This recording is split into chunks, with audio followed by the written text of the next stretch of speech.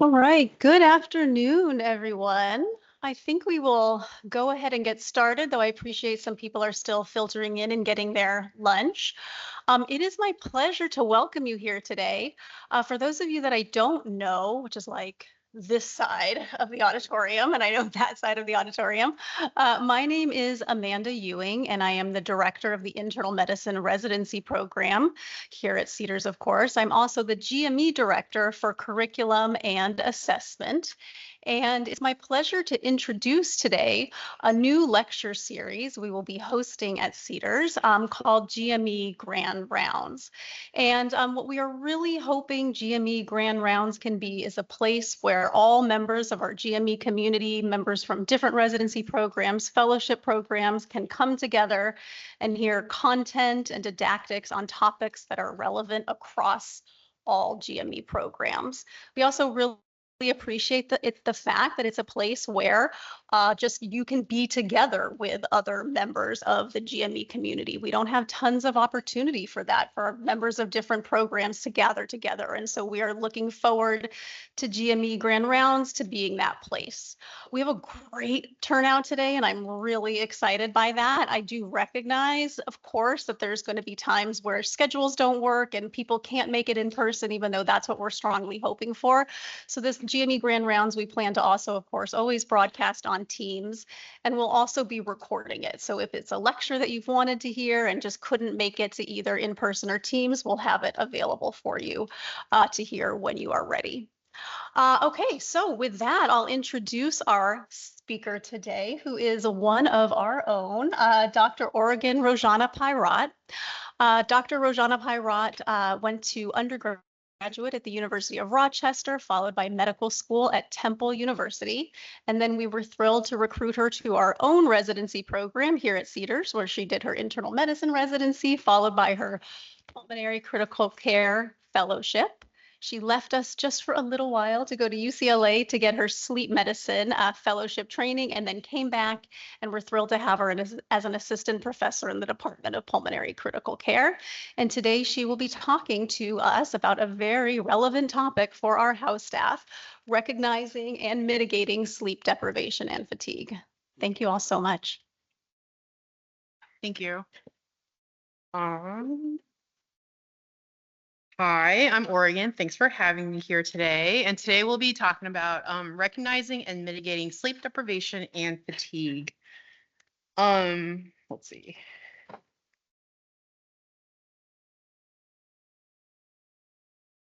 So just to let you know, in terms of ACGME, it is required for all residents and faculty to recognize the signs of fatigue and sleep deprivation, alertness management, and fatigue mitigation processes. And each program must ensure continuity of patient care in the event that a resident may be unable to perform their patient care responsibilities due to excessive fatigue. And program must also ensure adequate sleep facilities and sleep transportation options for residents who may be too fatigued to safely return home. So the learning objectives for today would include the basic sleep physiology, understanding the effects of sleep deprivation, recognizing the signs of sleepiness and fatigue, and to incorporate tools to reduce sleepiness and fatigue. So before we start, I wanted you guys to fill out this questionnaire. So scan the QR code so that you can go to the website to fill out this questionnaire, and just remember the total at the end. It's not working? I think Decal took away the scale. Yeah, it's there. That's still Andrew.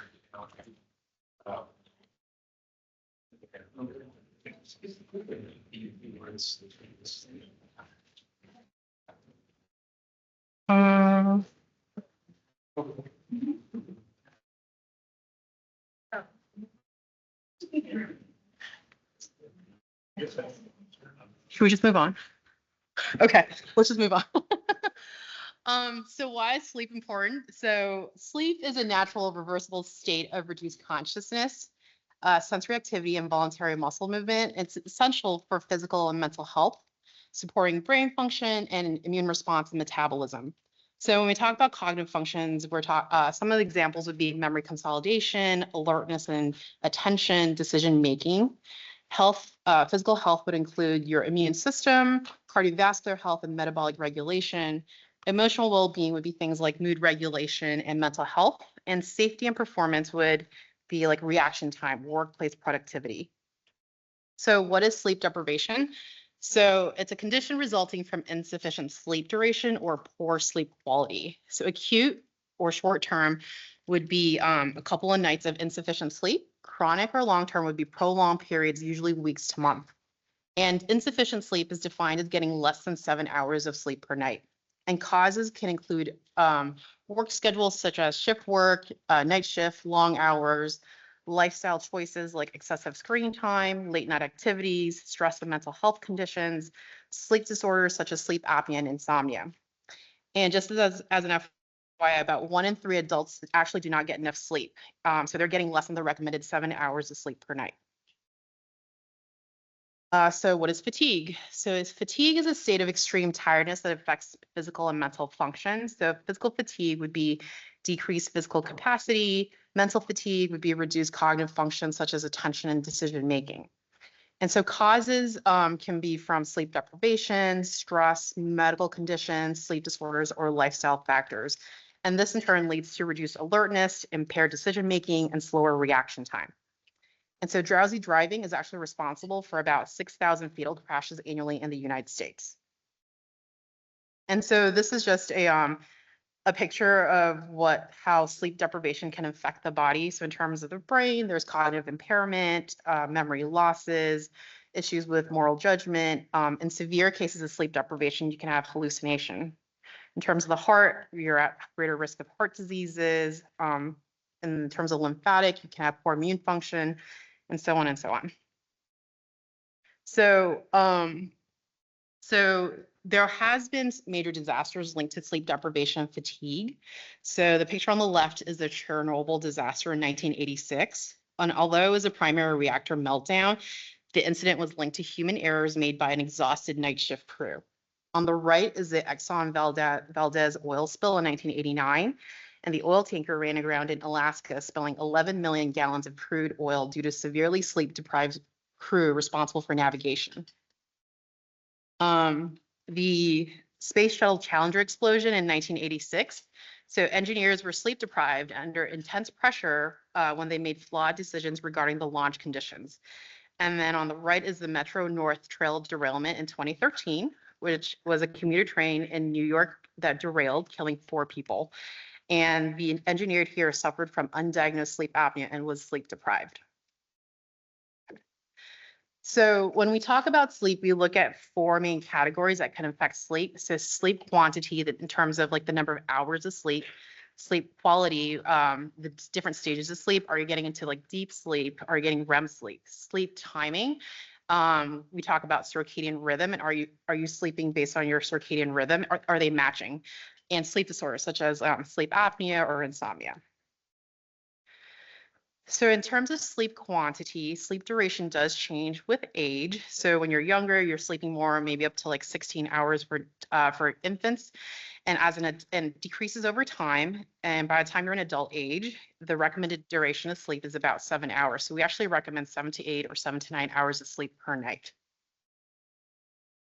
So in terms of sleep quality, this is when we talk about the different stages of sleep, non-REM sleep, REM sleep. So this is a hypnogram. It's a graphic representation of sleep stage over time at night. It shows the transitions between the different stages throughout the night. So in sleep, there are 2 main stages, 2 main stages. You have REM sleep and non-REM sleep. So in terms of non-REM sleep, here it's stage 1, 2, 3, and 4. So right now, currently we don't have stage 4 sleep. Stage 3 and 4 are combined. So we have 3 stages of non-REM sleep. And stage 3 sleep is your slow wave sleep or deep sleep. And this stage 3 sleep is important for physical restoration and recovery. And waking up from stage 3 sleep is actually very difficult because it leads to sleep inertia, and sleep inertia is a state of grogginess, a state of confusion, leading to a really strong desire to want to go back to sleep. And this grogginess can usually last a few minutes to up to like 30 minutes. So REM sleep is a period of high brain activity, and it's associated with dreaming. So REM is important for emotional regulation, memory consolidation, and cognitive function. So non-REM and REM. So when we look at the normal sleep hypnogram, non-REM and REM alternate throughout the night in cycles of about 90 to 110 minutes. So in the beginning half of the night, you have more of non-REM sleep. So you're getting more into like that stage 3 sleep. And the second half of the night, there's more REM sleep. And then on the bottom panel is an example of someone who's getting called throughout the night. So they're getting frequent interruptions marked by the red arrows.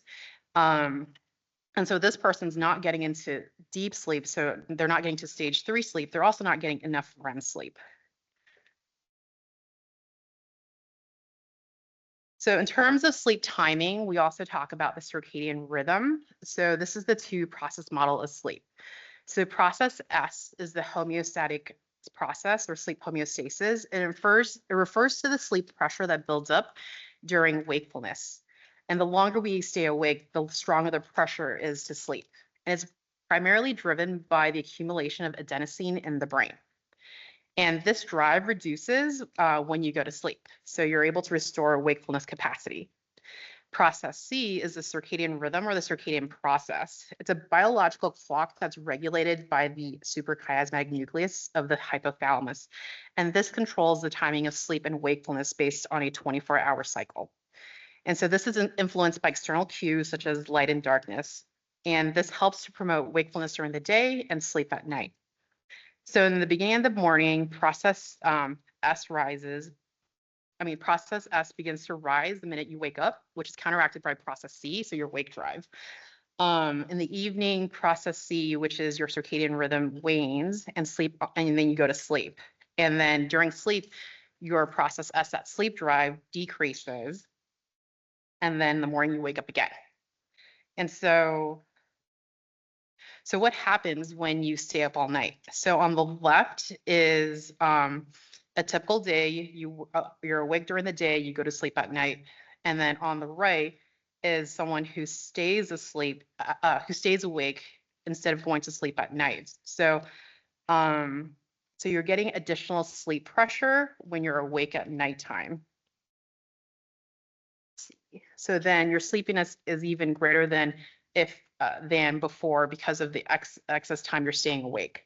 And then the only way for the sleep pressure to go away is to go to sleep. And then here you can also see that process C, which is your circadian rhythm, irrespective of when you're asleep or awake, cycle throughout every 24 hours. So sleep disorders can also cause problems with sleep quality. So sleep disorders can occur in anyone and are associated with increased sleepiness. If untreated, sleep disruption will affect alertness and performance. And so it's really important for us to also identify sleep disorders and so that we can treat them to restore sleep quality and daytime alertness. Okay, so that thing that I wanted you guys to fill out was the Epworth Sleepiness Scale. It is a subjective measurement of how sleepy a person is. So it's, at the end, you score up, you add all the scores, and if the score is 0 to 10, then they're normal. If your score is 11 or more, then it's positive for excessive daytime sleepiness. So when we look at Epworth Sleepiness Scale of sleep disorders versus residents, so on the left, the first one is normal people without sleep conditions, and the average ESS is about 5.9. In patients with insomnia, it's 2.2. And then in sleep apnea, it's about 11.7. And then when we get into the narcolepsy, idiopathic hypersomnia disorders, where they're constantly sleepy, their Epworth Sleepiness Scale is about 17.5 to 17.9. In residents, the mean Epworth Sleepiness Scale is about 14.6, meaning that residents' Epworth Sleepiness Scale is equivalent to those with untreated sleep disorders. Okay, so sleepiness and fatigue are nearly universal in all medical trainees, leading to problems with concentration, poor decision-making, and irritability. So it's not just the total hours of sleep that influences the level of sleepiness. So there has been several large studies that looked at the effect of extended work duration on interns and their effective everyday work. So this was a prospective cohort study of about 2,700 medical interns of various specialties. And these interns filled out a monthly survey. So there were about 17,000 monthly surveys. And they looked at what happens when you have a night shift followed by a day shift, so an extended shift versus just a day shift. We also looked at the risk between nighttime versus daytime. And in terms of outcomes, what they're looking at were percutaneous injuries, motor vehicle accidents, and near motor vehicle accidents. So in terms of percutaneous injuries, so on the left is the night plus day shift, which is the extended shift. On the right is day. And then on the y-axis, it's rate per 1,000 opportunities. So for the extended shift, it was about 1.31 per 1,000 opportunities. For just the day shift, it was 0.76. The odds ratio was 1.61. And then when they looked at nighttime versus daytime, the odds ratio of having injuries at nighttime was 2.04. And the most common reporting contributing factors was a lapse in concentration and fatigue. And then when we look at motor vehicle crashes, so on the left, it's the near miss crashes. On the right, it's motor vehicle crashes. The odds ratio of having a near miss crash after an extended shift was 5.9. And for actually having a crash, it was 2.3. And then what about the number of night extended shifts you have per month? So so what they found was that individuals with about 1 to 4 night plus day shifts per month, they were at 9.1% increased risk of having a motor vehicle accident anytime during the month. But then when they looked at during the commute from work, the risk of having an accident increased to 16.2.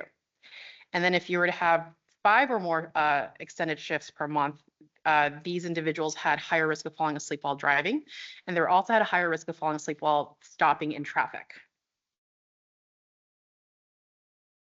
And then these large studies also looked at medical errors with and without adverse outcomes.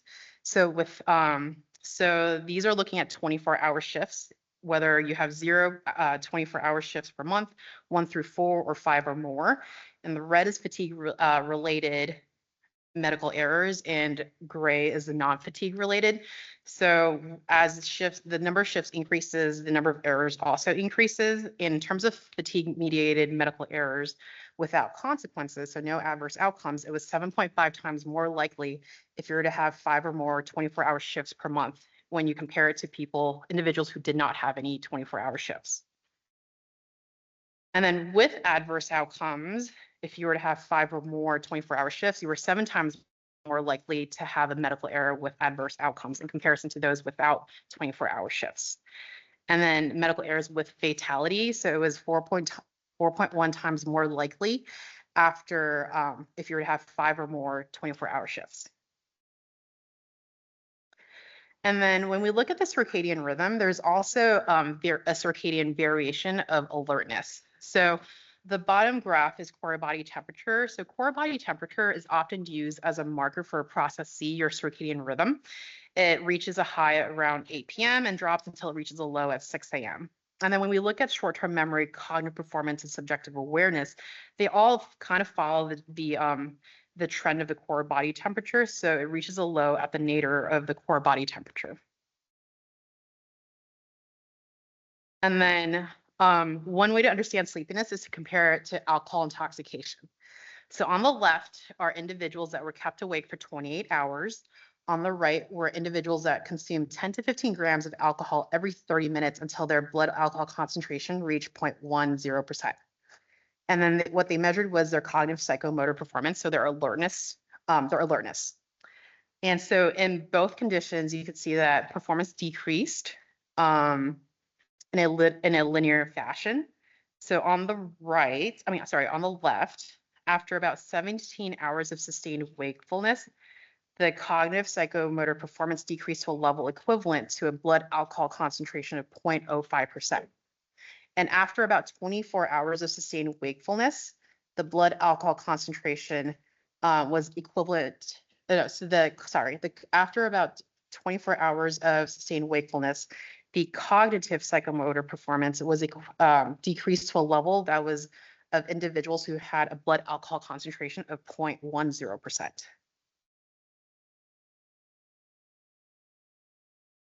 And so this is another study that looked at neurobehavioral responses to varying daily amounts of sleep. So individuals in the study were restricted to either 8 hours of sleep nightly for 14 days, 6 hours or 4 hours for 14 days, or they were told to not sleep for 3 days. So on the left,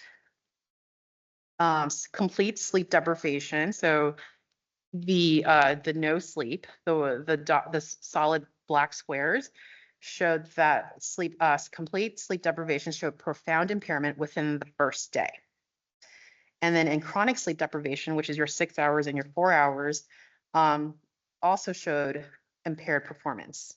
And what they saw was that for the group sleeping 6 hours per night in less than 2 weeks, those individuals were impaired as someone who had 1 night of sleep deprivation. And on the right, the study looked at subjective sleepiness that were reported by these individuals. And so what they saw was that the subjective sleepiness that was reported did not correspond with a measured objective performance on the left panel. So individuals were less sleepy in comparison to how they were performing. So individuals are poor judgment of their level of fatigue-driven impairment, and sleep restriction and sleep fragmentation impair your performance more than they make you feel sleepy. And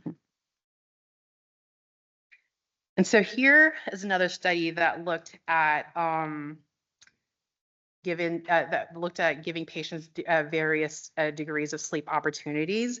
So volunteers were either at baseline, volunteers were given 3 nights of 8 hours of sleep opportunities, and they were experimented on for 7 days, and then they had a recovery period. So during the sleep restriction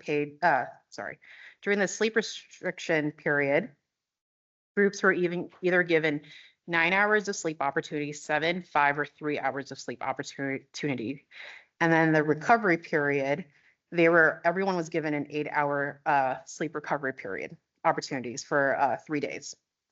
So during the sleep restriction phase, so you see that there was a dose-dependent effect on performance. And so in the 9-hour sleep group, there was a stable level of performance. In the 7-hour group, which is the triangle, and the 5-hour group, which are the diamonds, they had decline over time. And in 5-hour group, there was a greater decline in comparison to the 7-hour group.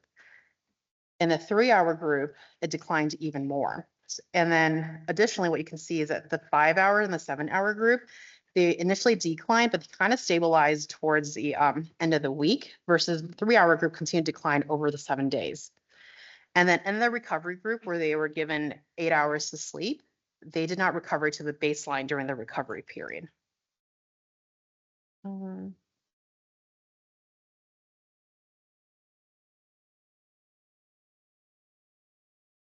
So basically, what the study shows was that with 5 or more hours of time in bed, the brain can adjust and stabilize over a few days, but at a lower level performance than someone who's getting the optimal number of hours of sleep per night. So recovery from sleep restriction. So if you were to have acute sleep restriction, meaning short-term reduction in sleep which happens for about 1 to 2 nights, 1 night of recovery can significantly improve your cognitive and physiological functions, but higher order cognitive tasks and psychomotor vigilance may require additional recovery time. So usually it takes about 1 to 3 days to fully recover from an acute sleep restriction. From chronic sleep restriction, meaning that there are at least 4 to 5 nights of reduced sleep duration, it does require multiple nights of sleep recovery, and some cognitive deficits, particularly in vigilance and psychomotor performance, may actually persist even after extended recovery periods. So what are the signs of sleep deprivation? So in terms of cognitive symptoms, we have concentration issues, so struggling to focus on tasks, memory lapses, so difficulty recalling events recalling recent events or information, slow cognitive processes and reaction times, and decision-making difficulties, so impaired judgment and problem-solving abilities.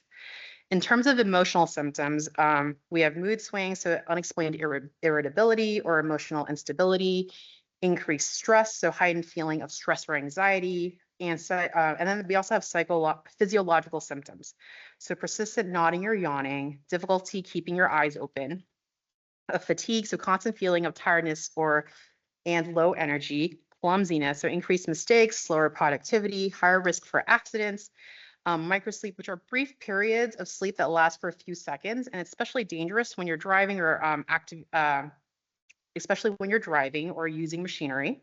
And then there's also systemic stress. So there's an increased level of inflammation, there's altered cortisol level, there's weakened immune function, and chronic sleep deprivation can then lead to also metabolic dysregulation, contributing to obesity, diabetes, and cardiovascular disease.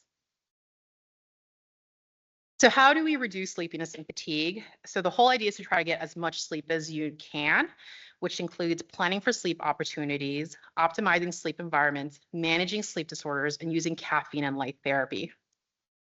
So so ideally you want to be maximizing your pre-call and post-call sleep. So sleep is the most effective way to reverse sleepiness. So prior to going to your call night, try to get your 7 to 9 hours of sleep nightly. You can even try to aim for a little bit more hours of sleep. And then prior to pre-call, you also may want to consider a nap opportunity before going to your night shift. For recovery post-call, you want to sleep immediately post-call. And if you're not able to stay asleep because of your circadian rhythm, then you want to take advantage of low points of your circadian rhythm so that then you can try to get to sleep. So in terms of naps, the best time to nap would be somewhere between 1 p.m. to 4 p.m. So what happens is in the early afternoon, your process C, which is your circadian rhythm, has a slight dip. So process S is a little bit stronger than your process C. So it's easy for people to fall asleep. So in the rest of the world, they have siesta time. Here we tend to push through or we drink coffee. And then the other time to nap would be when your circadian rhythm is at the lowest point, which is 3 a.m. to 6 a.m. The worst time to nap would be 8 a.m. to 11 a.m. when your alertness level is much higher than your sleep drive. And the other time that you shouldn't be napping would be 8 p.m. to 10 p.m. right before going to bed. And in terms of nap duration, we generally recommend under 30 minutes before going to the slow wave sleep or the deep sleep. Because when you're waking up from slow wave sleep, you can have sleep inertia, and sleep inertia is that state of grogginess or confusion leading to a strong desire to go back to sleep. Or you can sleep longer for at least 90 minutes. It's going through an entire sleep cycle. And then untreated sleep disorders also lead to sleep disruptions, which results in excessive daytime sleepiness. And the combination of having of sleep deprivation from a busy work schedule and untreated sleep disorder can result in dangerous levels of sleepiness. So it's really important to identify sleep disorders treated so you can restore sleep quality and daytime sleepiness. So optimizing the bedroom environment can also influence your sleep. So keep the room dark using blackout curtains or eye masks. Keeping the room cool, ideally at around 65 degrees Fahrenheit. So your core body temperature is lower during sleep, and keeping your room cool helps to maintain a lower core temperature. Keeping the room quiet, minimizing disruptions by turning off electronic devices, establishing a relaxing bedtime routine, and bed is only for sleep. So caffeine can actually be effectively used to manage sleep deprivation during overnight shifts. It will enhance alertness and reduce sleepiness. You want to space out dosing rather than one large dose to maintain cognitive performance during an extended wakefulness, so like a 24-hour period. So instead of taking it all in the morning, you want to space it out to every 6 hours or so. For a night shift, you ideally drinking the coffee in the first half of the night rather than the second half of the night because you want to be able to go home and be able to sleep. You can also do a caffeine nap where you take a caffeine immediately, followed by a short nap of about 20 to 30 minutes, so that when you wake up, you're more alert and you're less sleepy. And then another time when you want to consider caffeine is when you finish your extended shift. So prior to going home, if you're feeling sleepy, you can drink a caffeinated drink to enhance alertness or reduce sleepiness. So light therapy is another tool we use to help with alertness and performance, especially during night shifts. It can also help to shift the circadian phase. And so when we talk about light therapy, we're talking about sunlight, so outdoor sunlight, or a light box with light intensities of about 2,300 to 12,000 lux. So the average indoor light is about 100 to 500 lux, so that's not sufficient. So in terms of when to use light exposure, so prior to a night shift or during the first half of night shift will help you be more awake during your shift. But then when you go home after a night shift, you want to wear sunglasses to decrease the amount of blue light exposure so that when you get home, you're able to go to sleep. And then another thing I want to talk about is signs of drowsy driving. So signs of sleep deprivation plus the following. So trouble focusing on the road, drifting lanes and or missing signs or exits, unable to remember driving the last few miles, and closing eyes at traffic lights. So remember, being awake for 24 hours is like having a blood alcohol content of about 0.10%. And a very brief microsleep is sufficient to cause a car accident. So what actually does work to help relieve some of this drowsy driving? So taking a short nap about 20 minutes before leaving for home, drinking a caffeinated beverage before driving, or finding an alternative to driving. So utilizing the ride vouchers or using a call room to take a nap, or calling a friend to help drive you. If you're already driving and you notice signs of sleepiness, then ideally you should be pulling over to a safe spot and take a short nap or find an alternative to get home. So what does not work? So everything else. So turning up the radio, opening up the car window or turning on the air conditioning, chewing gum, pinching yourself, splashing cold water on your face. So none of these have been shown to help with drowsy driving. And then at the end, I want to leave you with some healthy sleep habits to help get better sleep at night. So keeping a consistent schedule, meaning you're getting up at the same time every day, going to sleep at the same time every day, even on the weekends. And you want to try to get at least 7 hours of sleep per night. Don't go to bed unless you're sleepy. And if you don't fall asleep after 20 minutes, get out of bed. Do something really boring until you're feeling sleepy again, and then go back into bed. The whole idea is to create that connection that the bed is for sleep. Establishing a relaxing bedtime routine so that you're preparing your brain for sleep. The bed is only for sleep and sex. Make your bedroom quiet and relaxing. Keep the room at a comfortable, cool temperature. So ideally about 65 degrees Fahrenheit. Limiting exposure to bright light in the evenings. It's those blue light that will keep you awake. Turning off electronic devices at least 30 minutes before bedtime. Don't eat a large meal before bedtime. If you're hungry at night, eat a light, healthy snack. Exercising regularly and maintaining a healthy diet. So exercise regularly is great, but try to avoid it about 4 hours before bedtime. Avoiding caffeinated drinks in late afternoon or evening, because we want to make sure that you're able to fall asleep at night. Avoiding alcohol before bedtime, about 3 to 4 hours before bedtime, and reduce the amount of fluid intake you take before bedtime. Okay. So why does sleep matter? So sleep deprivation affects every aspect of health and performance. It's important to recognize the signs to help to prevent long-term consequences. And prioritizing sleep helps improve well-being and productivity. And I encourage everyone to adopt better sleep habits. Any questions?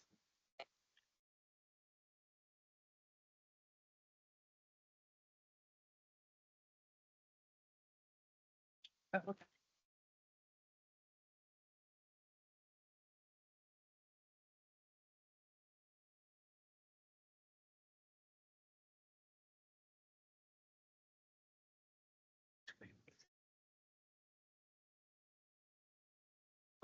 Thank you very much. We don't know what our work, limits have done in terms of our staff of supervision. They haven't really looked at 80-hour work week. The question is, have there been any research looking at 80-hour work week, and has it improved in terms of safety, your performance level? So they haven't really done research in terms of 80-hour work week. So what they've been looking at are more like the 20-hour work shift, 24-hour work shift versus 16 hours per day. And they haven't really shown a big improvement, whether we've cut back, maybe you're more tired. Program directors prefer it more because then you're not working more than 80 hours per week. But yeah, so more studies needs to be done to see if there is any improvement.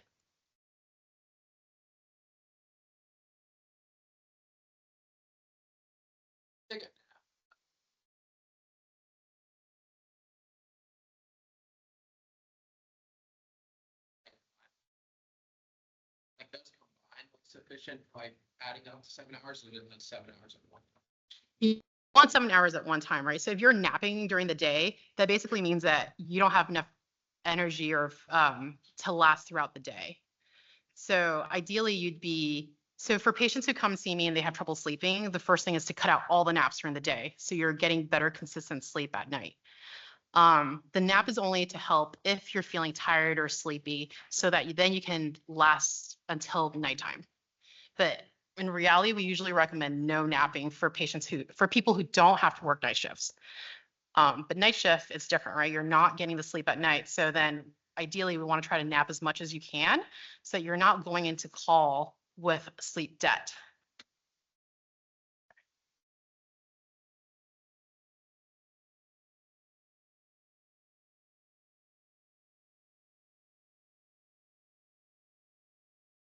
So you're talking about like the Oura Ring and your Apple Watch? So a lot of patients actually come to see me about like their data. And the only thing I like about it is in terms of how many hours of sleep you're actually getting. It's not great in terms of detecting, are you getting good deep sleep? Are you getting to REM sleep? Right? Because it's not measuring brain waves. So the way we're able to measure accurately if you're getting into N3 sleep, if you're getting REM sleep, is through EEGs on a polysomnography, an overnight sleep study. For these devices, they're measuring like heart rate, are you moving, and some other variables to see if what they think is deep sleep or REM sleep. So it's not accurate. It's more of, are you getting the hours of sleep? That's what I would look for.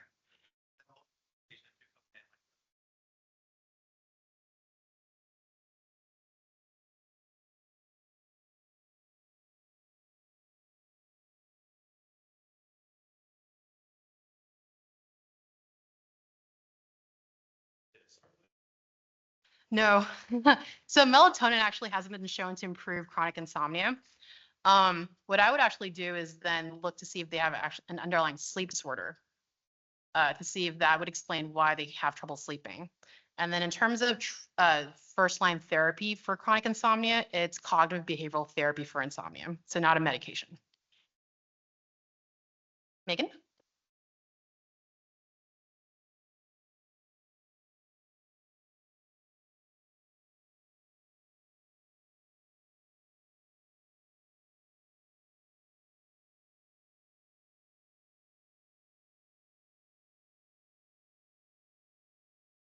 I mean, so ideally what we want is to avoid anything that gets you like revved up or pumped up right before bed.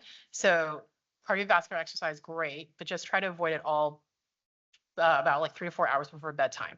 So if you have no trouble sleeping, then I don't really care what you do, right? If you have trouble sleeping, then we try to find ways to promote healthy sleep. Yeah. Yep.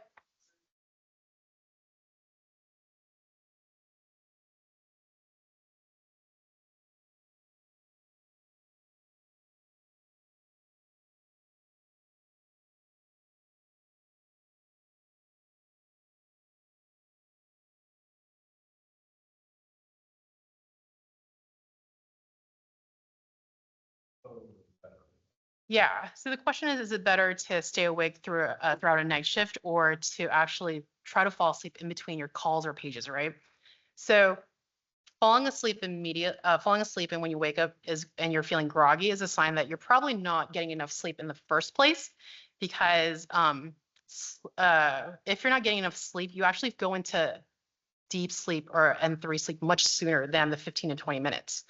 So what I would recommend is then try to sleep more before your call shift, try to get more sleep, try to nap before your call shift, and then in between, You can nap, you can drink coffee, or you can use light. So light's actually very useful. If you get a light box, the 10,000 lux, it actually helps to energize you for about like 30 minutes to an hour.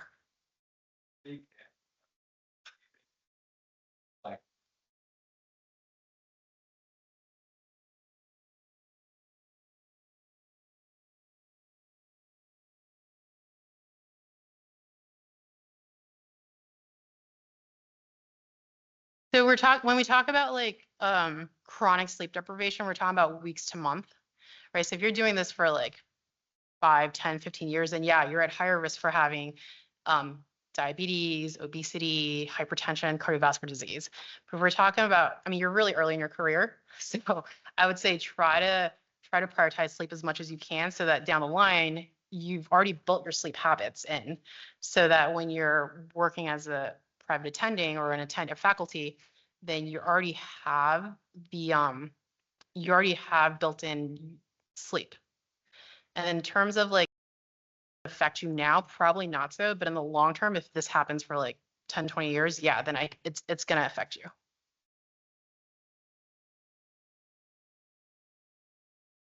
Yep.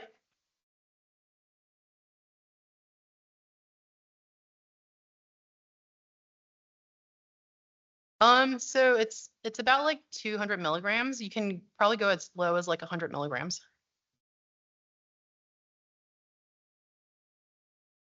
Oh, I'm not sure.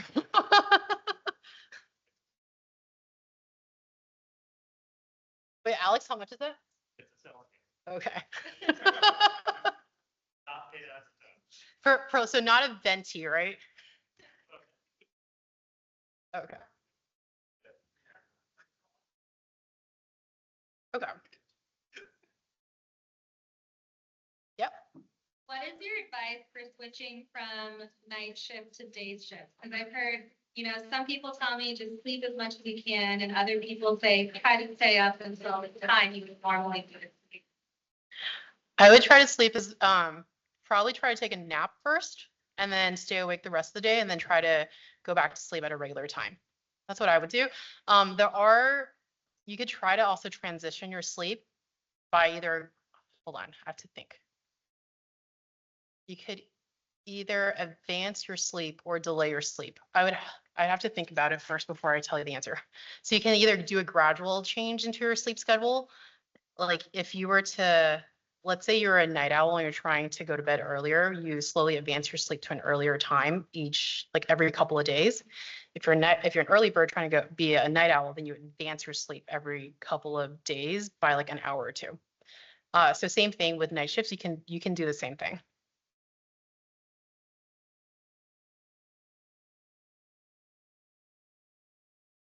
Any other questions? Yep. What's the best way to like I didn't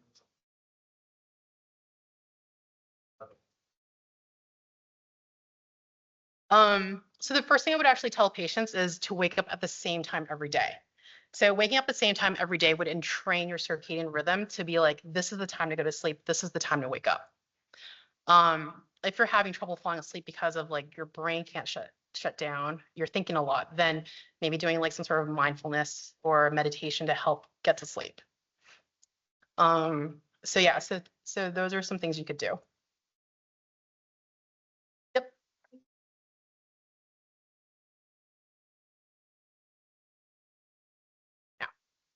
Yeah, whatever it takes to help you get to sleep.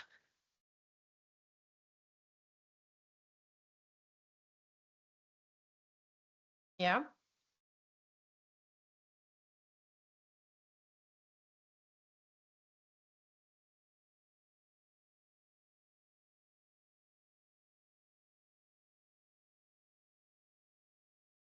So let's say instead of like waking up at 6 a.m., you now have to wake up at 5 a.m.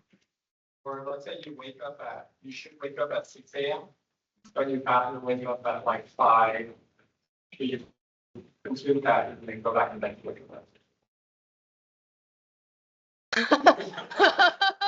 So the caffeine part is for those naps like that you need to help you stay awake during work.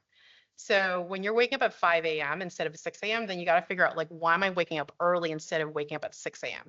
Is it because I'm going to bed too early? Is it because I have sleep apnea? Is it because, so at that point, we're trying to figure out what it is that's causing you to have issues with your sleep.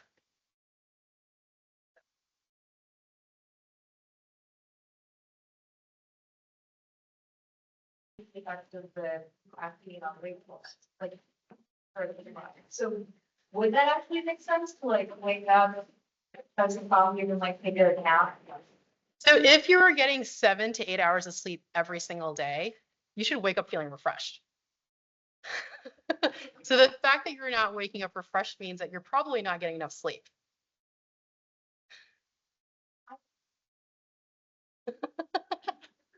So yeah, so I wouldn't be using the caffeine to wake up feeling refreshed. It's probably a sign that either you're too stressed or you're too busy at work or you're not getting enough hours of sleep or maybe there's some sort of sleep condition.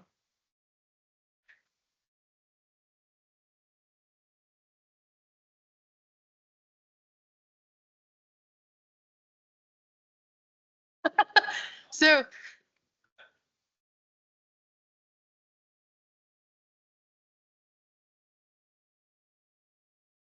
yeah, so the recommendation is 7 to 9 hours of sleep, but we also have people that are short sleepers and long sleepers. So short sleeper meaning like maybe they sleep 5 hours, 6 hours, but they wake up feeling refreshed. They don't have daytime sleepiness. And then I have a friend who actually has to sleep like 9 hours a night, and if she sleeps anything less, then she feels tired. So as long as you're getting the number of hours of sleep you need and you feel like you're waking up refreshed and you're not tired, you're not sleepy, then that's probably the number of hours of sleep you need. Mhm. Yeah, usually like those high functioning like CEOs or something.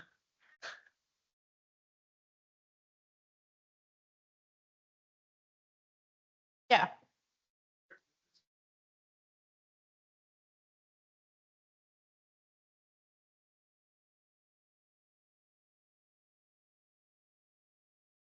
Well, it all depends on your circadian rhythm, right? Because if you were a night owl, if your circadian rhythm is like during the daytime I'm awake, at nighttime I'm asleep, then your sleep may not be as great because you're having a lot of these alerting signals to be awake.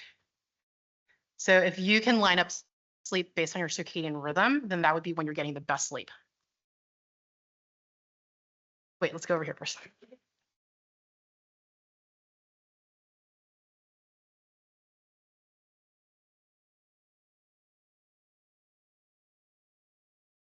So it's kind of like jet lag, right? So for every time zone you cross, that's how many nights it takes to adjust. So let's say you're traveling to Hawaii, which is 3 time zone. It takes 3 days to adjust to that sleep schedule.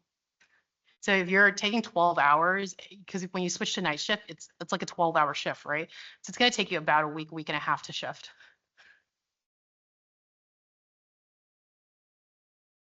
Sorry, yeah, you had a question?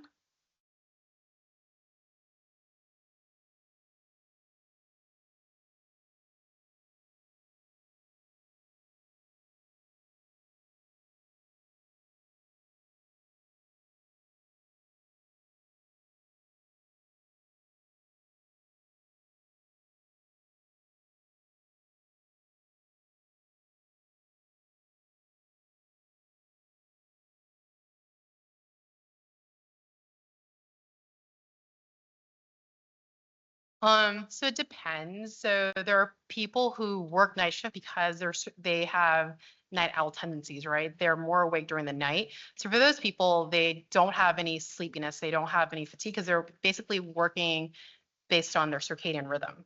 So for people who are like daytime people, but they're working night shifts, then the problem comes during the day when they're trying to sleep. They're probably not getting enough hours of sleep. So then over time, with like the decreased number of restorative sleep, then yeah, you're at higher risk for having comorbidities down the line.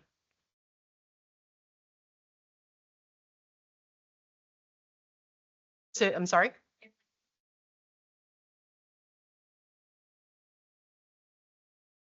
Yeah. Yeah. So, so like some of our nurses at night or physicians at night who they prefer night, right? Because they like to sleep at 4 or 5 a.m. in the morning instead of like going to sleep at 10 p.m.